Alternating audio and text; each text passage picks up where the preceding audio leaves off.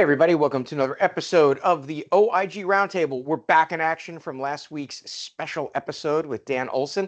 Dan, again, thanks for stepping in and filling the seat in Wade and Matt's absence. And for those that are going to NAMPI next week, have a great time. You'll see Dan Olson there. And Jean Marie, the CEO of Advise, will be popping in for a day or so as well. So back in action with my two partners in crime, Wade McFall, retired assistant special agent in charge from the OIG and now a manager on our SIU team, and our payment integrity director, Matt Kachansky, back from travels, vacation, and the like.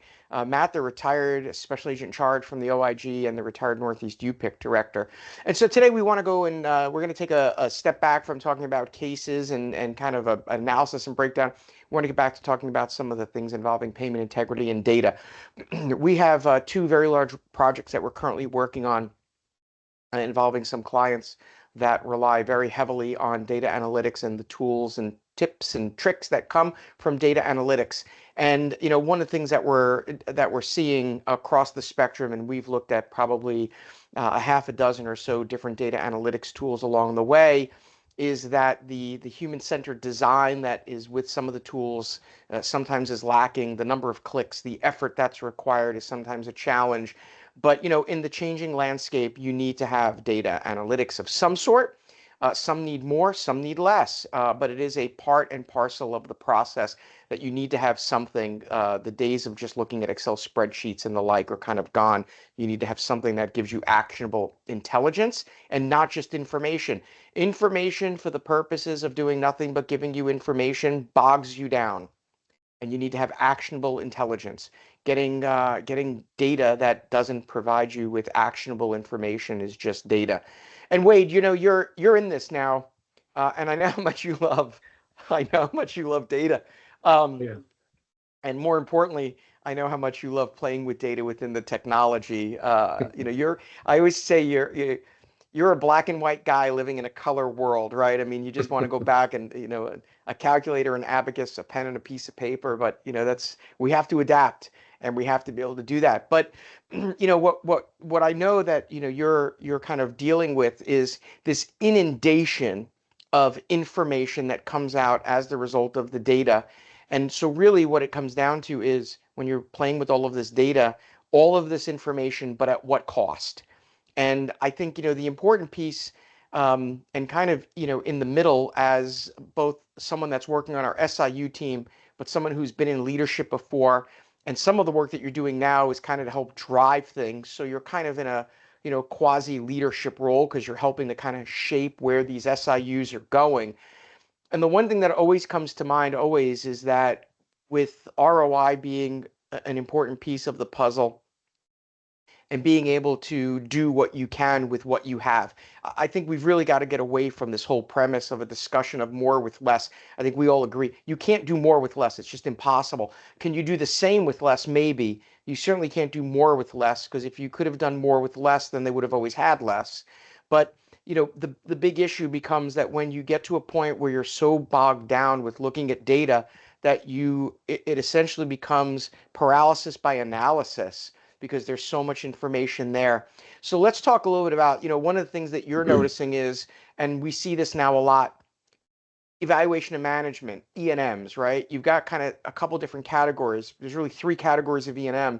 You have new patient, you have existing patient, and then you have your consultation E&Ms, which, we'll call those either the hospital consultation codes or the custodial consultation codes, which is like your SNFs and things of that sort.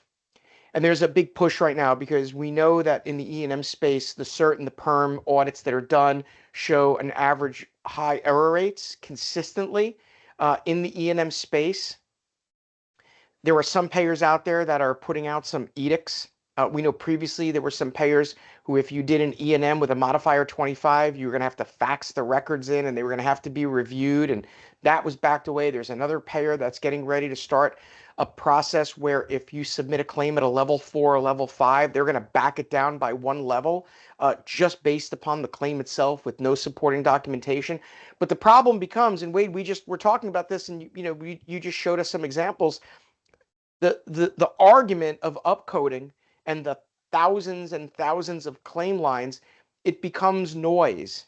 and you become inundated. And I think you're starting to see that pretty frequently. How are you? So first of all, how are you even sifting through that data, if you even can? And then the other kind of collateral question is, what do you do with this information? Does it become noise? Does it become actionable? What do you do with it? Because you can always do a couple of things. You can ignore it. That is something. You can seek to vet out each one of these potential upcoding issues or some hybrid of them. How are you guys dealing with some of the data overload that you're currently seeing?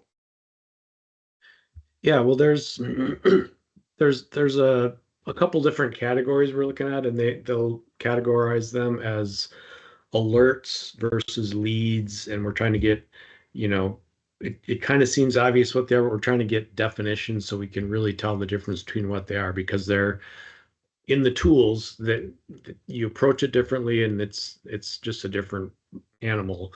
But just as an example, like we were talking about before this podcast, one of the alerts deals with upcoding E&M codes 99213 through 99215. And the way they gather the data on these, I think a lot of it is AI generated. But basically, you get a tool that, just for example, one of the main alerts, it's got an alert number to it. It's a, it's got a hyperlink, so you can click on that and see the text of how the alert was, what it's based on. And then you have the number of claims. And this one that I was sharing with you guys, 99213 to 99215 E&Ms, for this alert, there's 136,000 claim lines, 136,000. And of course, there's a hyperlink to that where you can go and you can look at each claim. If you have time to look at 136,000 lines, they're all there. Beyond that, it also shows the number of providers that basically hit on this alert. So those 136,000 claims represent claims from 5,700 and some odd providers. Again, it's hyperlinked. You can go to that hyperlink and it'll list all 5,000 providers who hit on this. But then when you look at their provider page, it has, again, it's information overload. Everything you could possibly want to know about the provider, from geographic area to, there's a data link, everything is there. But the problem is, um, somebody looks at that and says, okay, here's all the data, here's the tool. Um, why don't you pull out cases that we can work off of this? And it's just like, I'm struggling with, oh, I just had a B there, sorry. Struggling with trying to get something actionable out of this, this list of 136,000 claims and 5,000 providers. Data overload. You really Right. can't in this say, okay, I'm going to pull cases out of this. Now, similarly And to that's that, one alert out of how many? you're right. Yeah, You Right. know, Yeah. thousands, right? yeah, Right. And and wait, that, so just not to cut you off too much, but yeah, the issue in the E&M world now, 2021, the guidelines changed. E&Ms are not inherently connected to time anymore. They're based upon that medical decision making. And right. so I think the problem that I have, that I grasp, that I have trouble grasping, and I talk to people in this industry every day, all day. I talk to our auditors. I talk to other great people in the fraud, waste, abuse, compliance space. If you go to a specialist, there's a really good chance that you're going to be able to have a level 4 visit from a specialist because of that medical decision making. And the time factor drops to the wayside when you're talking about medical decision making. Now, obviously, if you have a provider who's billing for 24 hours to a particular payer, and you only have purview to that one particular payer, there's probably some issue there because you're talking about one payer. If you're talking about some plan and they've got 24 hours worth of billings for Dr. Rubenstein, and that's just one plan, there's probably a greater issue out there. But the problem is that what becomes that defining line? Is 24 hours based on time, but if what if the provider's seeing 40 people? Is 40 people an unreasonable number? Is 30, is 50, I don't know what the answer is. I mean, that's really what the ongoing question is. That, the question I always seem to ask is, when a provider is billing for greater than 24 hours, if that's your benchmark, what's the plus factor?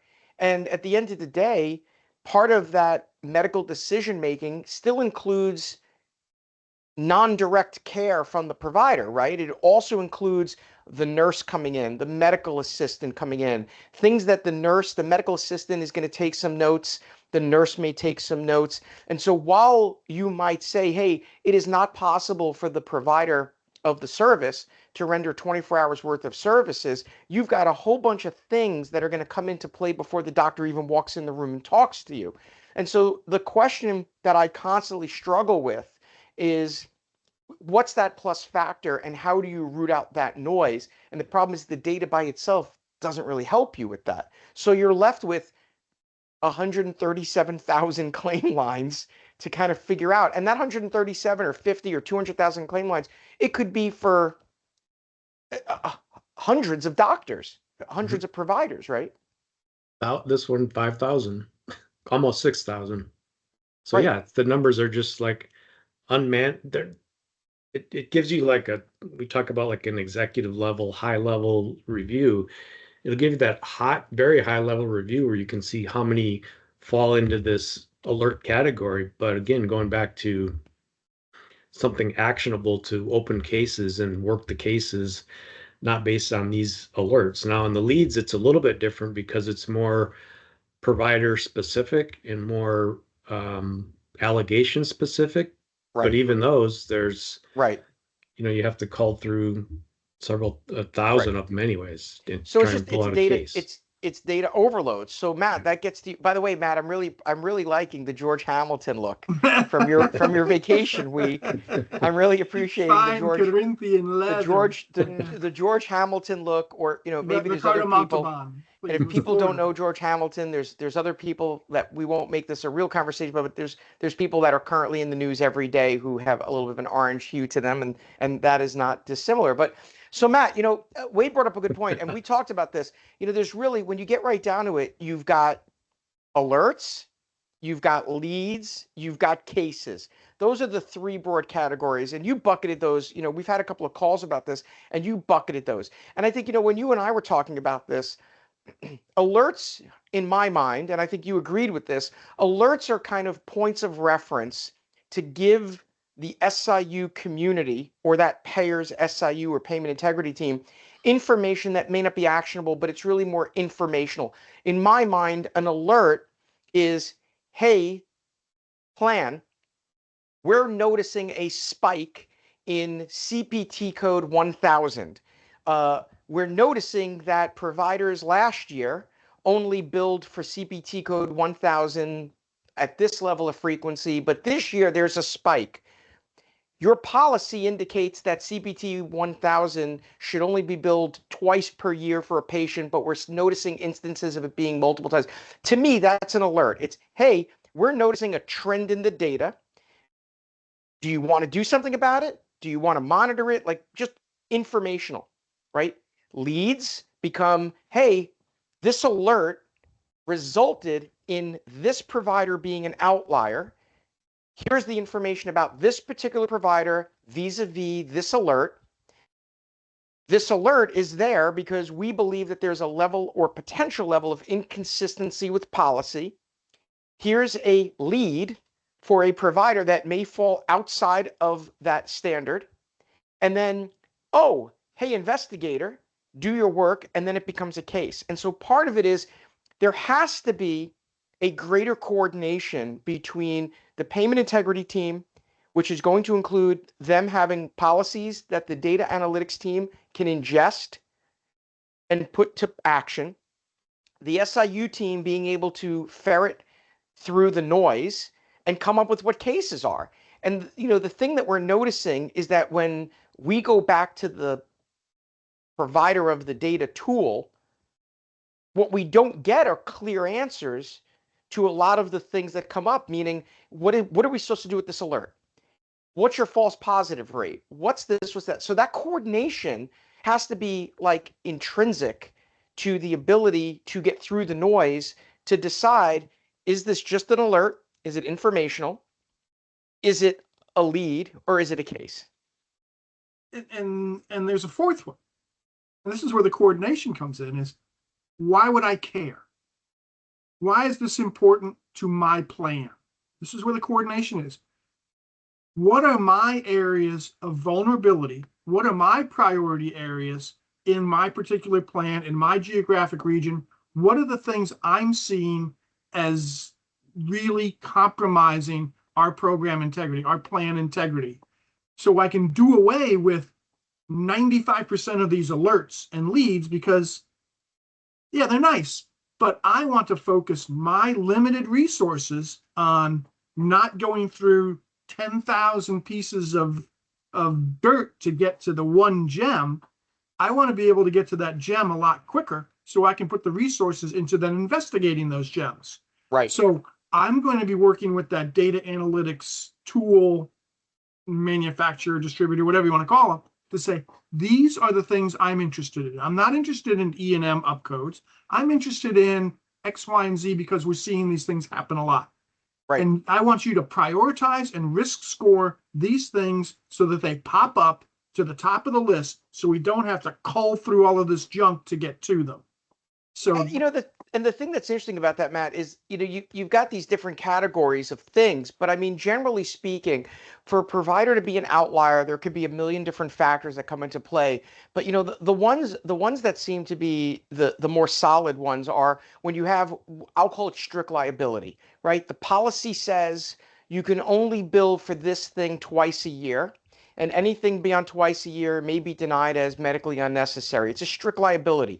No medical records need to be reviewed. I mean, we get asked all the time, how can we, in the payment integrity space, how can we work on cases in which we do not have to request medical records? And there, I could think of a small group of things that would not require medical records where you can actually make some determinations based upon data that would get you to that spot. And I think I've got a pretty good list of things in my head that would stand up to scrutiny, that say in the absence, that are in that strict liability.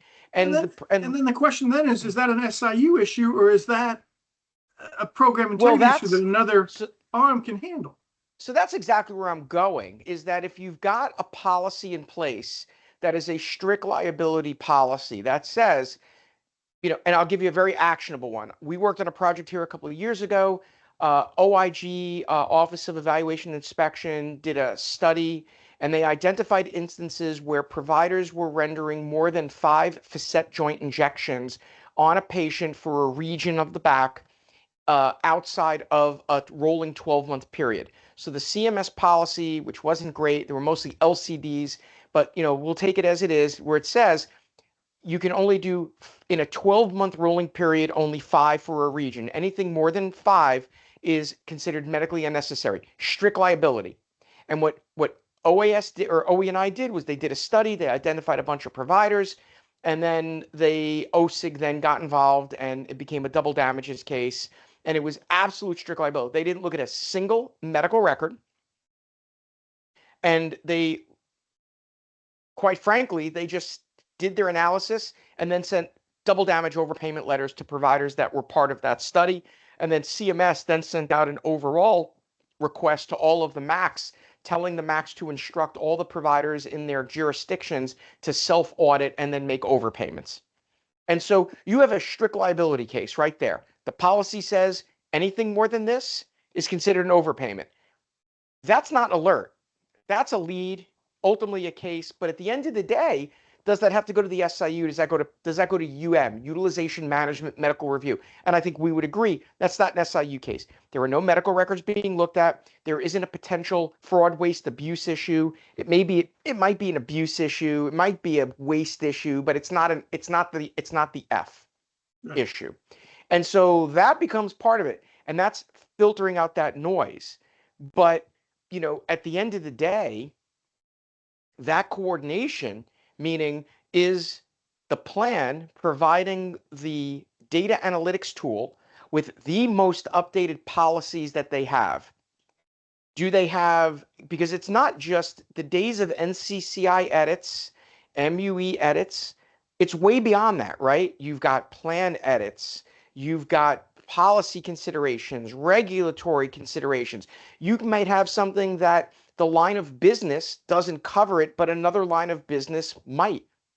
You have to know that. The analytics tool has to be able to adjust for that. But I think that what we're currently seeing is this unbelievable overload. And it's a little bit, and I know we've talked about this before, Matt, and I'll give you the final word on this, is be careful what you wish for.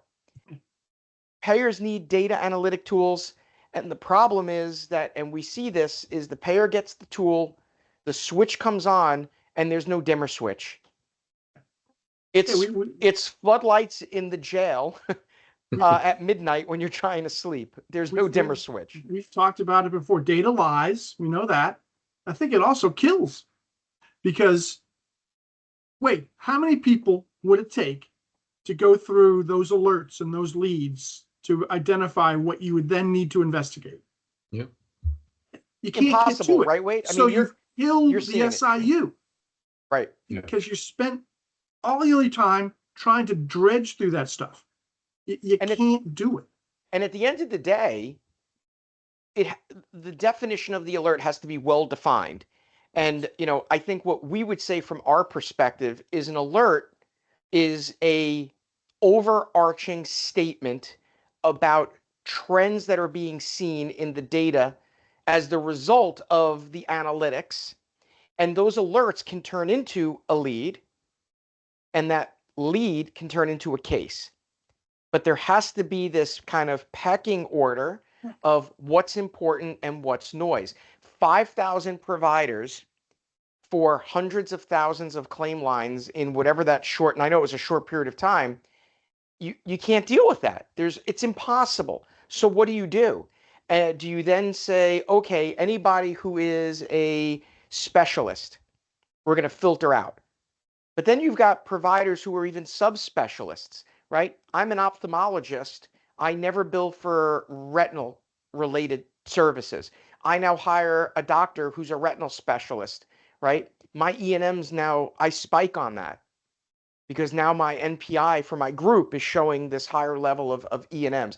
If I'm an internal medicine doctor, should I really be billing a lot of 4s and 5s? Probably not. I'm an internal medicine doctor. You're seeing a lot more of the routine kind of things. But as a specialist, maybe you're billing at a level 4. Maybe you are billing at a level 5. So the problem is that you look at that data and you find that there's 5,000 providers billing for level 4s and level 5s. What do you do with that information? What do you do with 5,000 identified providers who may be upcoding? The other piece of the puzzle then becomes, what made them outliers in the upcoding? Was it that they were billing levels 2 and 3 months ago, and now all of a sudden they're billing 4s and 5s? Were they billing 3s and 4s last month, but now they're billing 4s and 5s? Like, I think, and the problem is that you can get mired in to spending your day trying to filter out that noise to the actionable things. So, Matt, I'll give you the last word. Data well-defined, well-defined parameters. Well-defined, well-coordinated, and then well-filtered by people so that what you're getting is only the information you need as an SIU to be able to pick from a few leads the numbers of cases that you have the resources to fully investigate. Other than that, it's a waste. All of that information is just accumulating in the background and becoming more and more of a trash heap for you to have to pick through to try and find, the one gem. Because then at the end of the day, Wade has spent an entire day clicking on a lot of things, and has the ball moved 1 yard? Not even close. Because he's just spent an entire day trying to figure out, of the 5,000 leads for this upcoded E&M, or whatever it is, of the 5,000, how many could you get through from the data, and what is it really telling you? So they're really, I think while we're getting better at data ingestion, data analysis. We're getting better at it. I still think that at the end of the day, the plans need to, there has to be a better coordination between the plans, the analytic tools, and it's not that they're bad. It could always be better. And it's not always the plan's fault. It's not always the analytic team's fault. There has to be, some bridge between those two to talk about that. And then at the end of the day, when Wade McFall is sitting there with McFall, not McFall, when Wade is sitting there with 5,000 doctors who build for level 4 and level 5 E&Ms, you have to be able to go to the company that produced that result and say, how do I filter this down? Because otherwise you're just giving me information.